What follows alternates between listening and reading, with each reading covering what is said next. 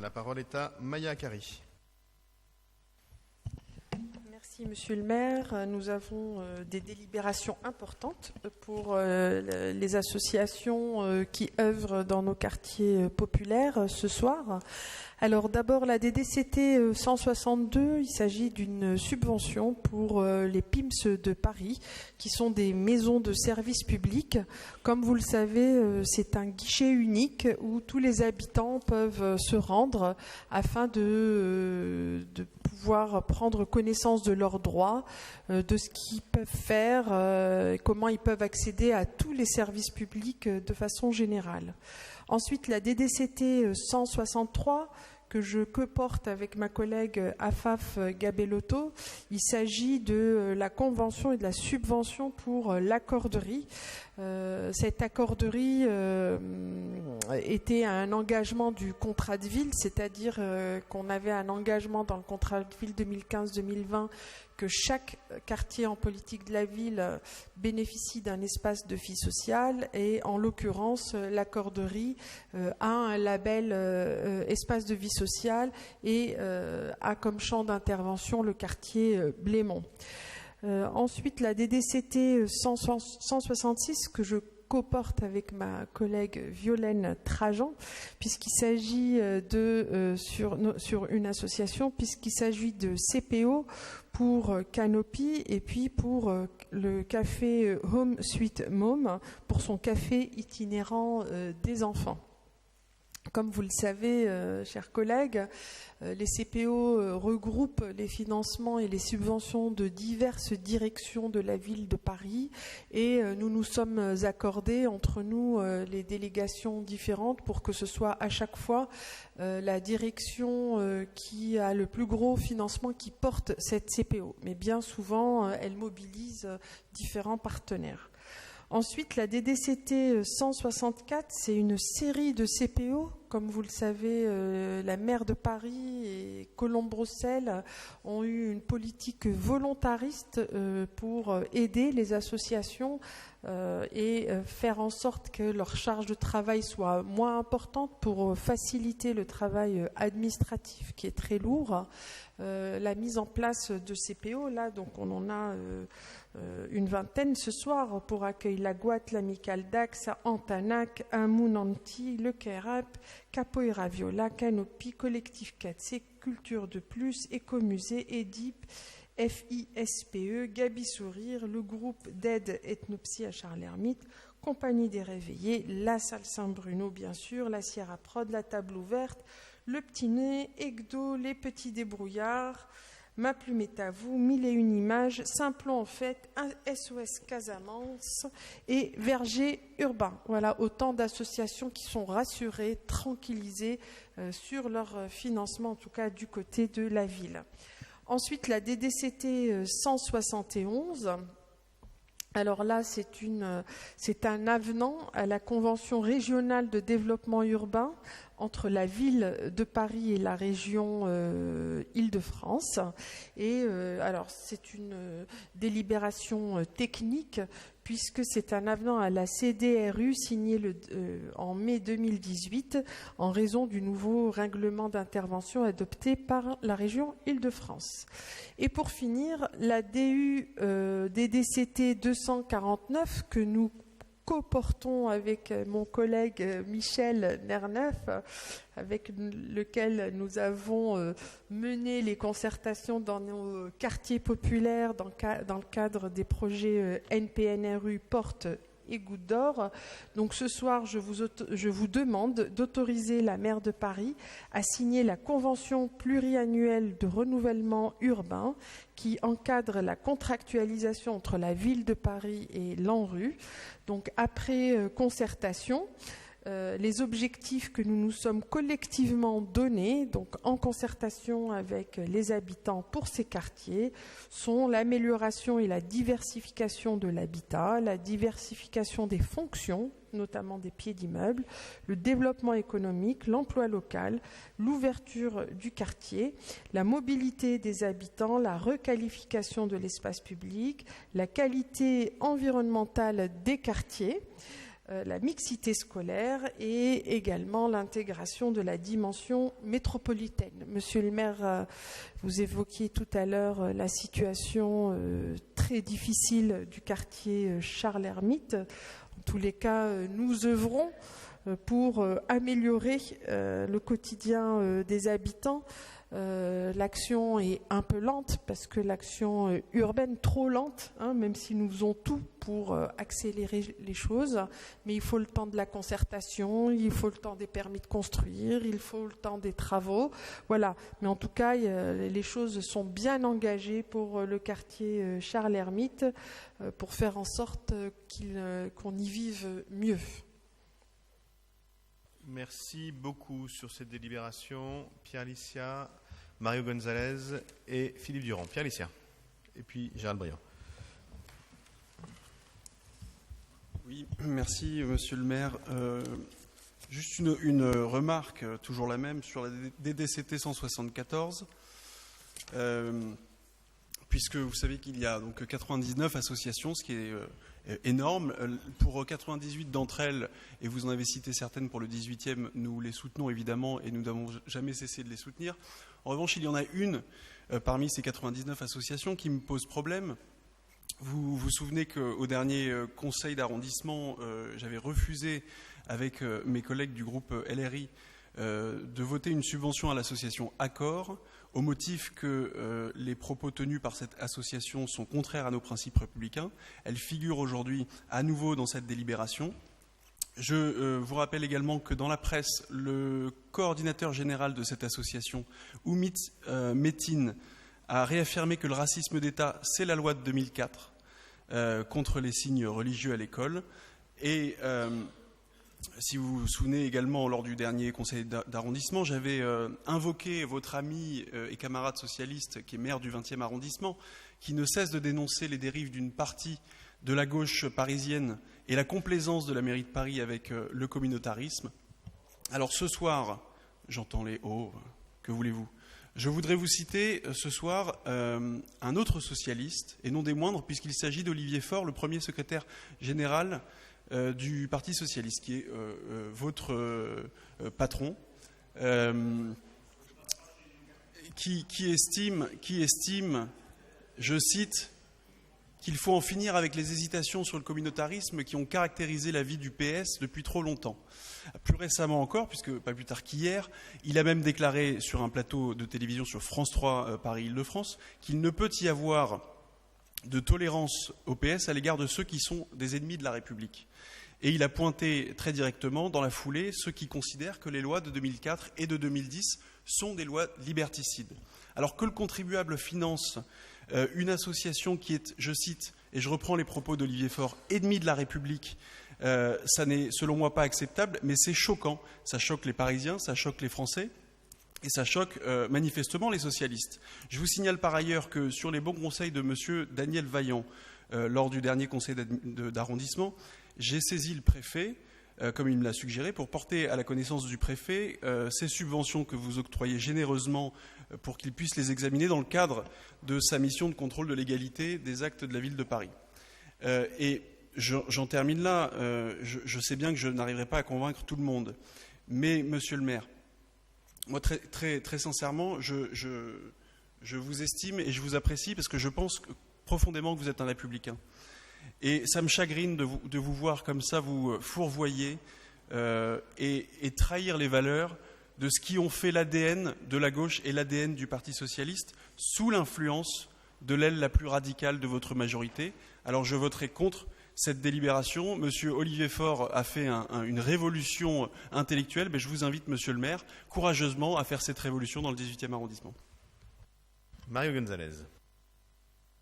Ouh là là, moi c'est un sujet bien plus léger, puisque je voudrais saluer le PIMS, puisque nous sommes en train de travailler avec eux et avec les locataires. Je voudrais vraiment leur remercier, notamment à la Tour 93 La Chapelle, là aussi 400 logements, un projet très novateur mené avec mon collègue Gilles Ménède, de sensibilisation de jet des ordures par la fenêtre, qui est un sujet très grave et qui pourrit la vie des locataires. Et voilà, l'idée c'est de sensibiliser, et le PIMS va mener une campagne de porte-à-porte sur plus de 400 logements, donc pour sensibiliser, rencontrer les locataires et les sensibiliser sensibles. Philippe Durand. Oui, très simplement, NPPV sur 163 et 174. Gérald Briand. Oui, Monsieur Licia, vous parlez de trahison des valeurs. Trahison des valeurs. Dans les valeurs, il y a par exemple celle d'avoir un discours cohérent. Comme je savais que vous aviez quelques idées fixes, j'ai été voir sur vos interventions précédentes, sur ce qui était marqué noir sur blanc dans les comptes rendus, sur la question de démonte d'un sens, formule que vous essayez souvent et régulièrement d'utiliser. Et puis là, que ne voit-il pas ce matin, comme quoi la vie est bien faite? Je tombe sur un document de propagande qui s'appelle Plan d'urgence pour le nord-est de Paris, libre. Je crois que vous êtes le responsable de cet opuscule. Et qu'est-ce qui a marqué dans un paragraphe, en tête de chapitre? Éducation, en finir avec l'apartheid scolaire. L'apartheid. Le mot est lâché, l'apartheid. Qu'est-ce que c'est que l'apartheid? C'est du racisme d'État. Exactement ce que vous avez reproché aux responsables associatifs. Donc c'est faites ce que je dis, pas ce que je fais. Donc c'est facile à un moment de faire des procès quand d'une même chose on utilise exactement les mêmes trucs. Donc voilà, moi je ne vous empêche pas d'utiliser le mot apartheid scolaire. J'ai pas de problème avec ça. J'ai même vu un Premier ministre qui a parlé d'apartheid, et je ne pense pas que ce Premier ministre à l'époque était un suppôt des frères musulmans. Je crois pas. Non, je ne pense pas. Si c'est au même auquel je fais référence. Donc voilà, donc on peut raconter tout, on peut raconter n'importe quoi, on peut faire des procès à l'intention, mais faites le ménage devant chez vous. Et donc, aujourd'hui, je suis désolé, mais voilà, le procès que vous faites à cette association qui travaille, l'association du 10e arrondissement, qui d'ailleurs va être défendue largement, qui a le soutien du MRAP, qui a le soutien de la LDH, qui a le soutien de tout un tas d'associatifs, parce qu'en plus, vous tombez à bras raccourcis sur une association d'amitié turque qui est laïque en plus dans ses fondements, donc c'est mal visé, quoi. C'est mal visé. Donc d'une certaine manière, voilà, faites le ménage, mais faites le ménage surtout dans votre prose. Si je peux revenir sur ce débat qu'on a déjà eu plusieurs fois. D'abord, Gérald Briand l'a dit, moi je suis comme tout le monde, les associations du 18e, je les connais bien, celles qui ne sont pas dans le 18e, je les connais moins bien, je le reconnais bien volontiers. Et donc j'ai demandé, moi aussi, à faire des vérifications. Et je pense que si vous alliez dans le 10e et que vous discutiez avec les responsables de cette association laïque, vous seriez dans un état d'esprit différent. Il y a des débats qui traversent la société. Le rôle du maire, c'est pas de jeter des anathèmes et de trier entre ceux qui auraient le droit d'eux et ceux qui n'auraient pas le droit. Évidemment, si une association commet des irrégularités, des illégalités ou a des positions qui sont anti-républicaines, on ne les soutiendrait pas. Et qui, à la ville de Paris, dans quelques groupes que ce soit, soutiendrait des associations qui iraient à l'encontre des idéaux républicains ou des valeurs qu'on partage? Il n'y en a pas. Et d'ailleurs, c'est pour ça que cette petite campagne que vous essayez de mener, elle ne prend pas. Parce que personne ne vous croit. Et personne ne vous croit parce que ce que vous dites est, au sens étymologique du terme, incroyable. Parce que c'est exactement l'inverse de ce que nous sommes. Alors vous pourrez essayer, réessayer, en appeler au MAM de Jean Jaurès ou d'Olivier Faure. Ça continuera de ne pas prendre. Justement parce que les idées politiques que nous portons, elles sont assez simples, elles sont assez claires et elles sont assez nettes. Et personne ne pense que ni la maire de Paris, ni le maire du 18e, ni les membres de notre majorité, ni d'ailleurs, je crois, les membres de l'opposition, qui je ne fais pas ce reproche-là, ne pensent que nous sommes communautaristes, anti-républicains, que nous portions la haine du flic ou celle de je ne sais qui d'autre. Et donc on pourra le faire plein de fois. Et ça ne marchera jamais. Mais on pourra continuer à le faire parce que c'est d'ailleurs le cœur du problème de la vie politique aujourd'hui.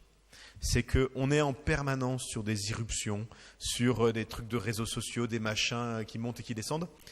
Et le problème, c'est que tant que ce n'est pas vrai, tant que ce n'est pas fondamentalement vrai, on fatigue les citoyens. Et cette volonté en permanence de polémiquer surtout, et vous n'êtes pas du tout le seul en cause, y compris autour de cette table, c'est vraiment très largement réparti de partout, c'est ça qui crée la fatigue démocratique. C'est ça qui crée... Si nous-mêmes on joue, si nous-mêmes on considère que la politique c'est un jeu, c'est pas quelque chose d'important, C'est pas quelque chose sur lequel il faut se concentrer pour faire des choses importantes. Alors comment on démontre aux citoyens que c'est pas le cas? Donc pour moi, la politique, ce n'est pas un jeu. Le vote de délibération, ce n'est pas un jeu. Le fait de porter en permanence des polémiques, ce n'est pas un jeu. Moi, je ne joue pas à être un élu. Je suis le maire du 18e et donc, en conformément avec conviction à ce que je porte, à ce que je crois, je soutiens les actions qui permettent, en l'occurrence on parle du 10e, mais parlons du 18e, au 18e de tenir. Et pour faire ça, je n'exclus personne, ni ceux qui disent ceci, ni ceux qui disent cela, à l'exception bien sûr de ceux qui s'excluent eux-mêmes du champ démocratique et républicain. Et j'évite de pointer du doigt en permanence tel ou tel, de jeter des anathèmes, de prononcer des oukases. C'est pas l'Union soviétique ici, hein. Et la liberté d'expression, parfois d'être un peu trop vif, souvent d'être un peu excessif, c'est aussi une liberté. Mais si on allait retrouver dans les paroles de tous les responsables politiques ou associatifs de tous les champs, tout ce qu'ils ont pu raconter un jour, mais même moi, je suis sûr que j'en ai dit des bêtises. Mais alors, au fil des centaines d'heures qu'on a passées ensemble ici, ça m'étonnerait bien que quelqu'un ici soit capable de dire qu'il n'a pas dit au moins une fois une grosse bêtise. Bon.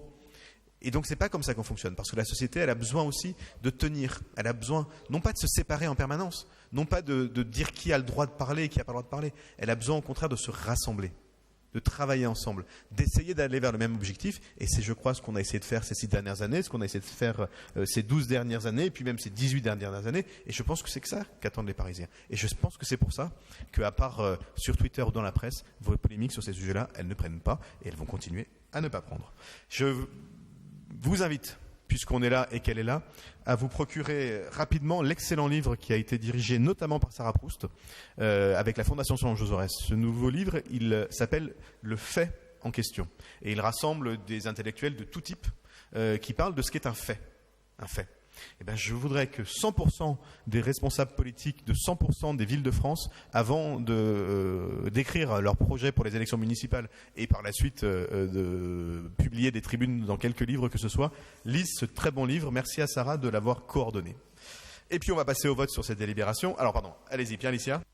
Très rapidement, puisque j'ai d'ailleurs été mis en cause, j'ai évidemment pas insinué, monsieur le maire, que vous étiez anti-flic, anti-républicain, vous l'avez bien compris. Je dis simplement que vous financez des gens qui le sont, et vous parliez de gens qui se mettent en dehors du champ républicain. Pardonnez-moi, la politique, effectivement, c'est pas un jeu, et je pense très clairement que sur cette association-là, on se situe en présence de gens qui se mettent en dehors du champ républicain. Encore une fois, je vous invite non pas à vous adresser à moi, plus à moi, mais au premier secrétaire de votre parti, de votre propre parti, et à certains de vos camarades socialistes. Par ailleurs, pour revenir à ce que disait monsieur Gérald Briand, effectivement, vous avez de bonnes et saines lectures, et je crois que monsieur le maire aussi a eu cette même lecture. Il me semble que sur le document que vous avez brandi à l'instant, apartheid scolaire est entre guillemets. Pourquoi est-ce que apartheid scolaire est entre guillemets? Parce que c'est une expression qui a été utilisée par monsieur Gilles Pécou. Gilles Pécou, dont on a salué le travail en début de séance. Gilles Pécou, recteur d'académie. Et c'est lui qui a pointé justement cet apartheid scolaire, cette ségrégation sociale dans les collèges parisiens. Je ne fais que reprendre ces termes. Donc vous pouvez continuer tous à fermer les yeux sur la réalité, sur le fait, et je serais ravi de pouvoir lire cet ouvrage. Mais voilà ce que je tenais à vous dire, à vous rappeler également, monsieur Gilles Pécou est effectivement quelqu'un qui mérite d'être lu. Alors oui, très très largement. Alors moi je peux utiliser le terme d'apartheid scolaire. Ce que j'ai fait, c'est que j'ai lutté contre. Et j'ai lutté contre pour de vrai, en prenant des décisions. Je me rappelle exactement des positionnements des uns et des autres à ce moment-là. Et j'ai, avec Philippe Dariulla, avec toute cette majorité, fait en sorte que justement nous luttions contre. C'est-à-dire que nous ne jetions pas l'anathème sur les uns et sur les autres, mais que nous agissions puisque c'est notre rôle d'élu. Et en attendant, notre rôle d'élu, c'est de voter ces délibérations, à commencer par la DDCT 162, donc qui est pour unanimité. Vous m'arrêtez sur celle que vous devez m'arrêter. 163, même vote. 166, même vote. 174, même vote. Non, alors 174, qui est pour? Non, 174. Qui est pour? Contre? Qui s'abstient? Qui ne participe pas au vote? Elle est adoptée. 176, qui est pour? Contre, abstention, adopté. DU 249, unanimité. Je vous en remercie.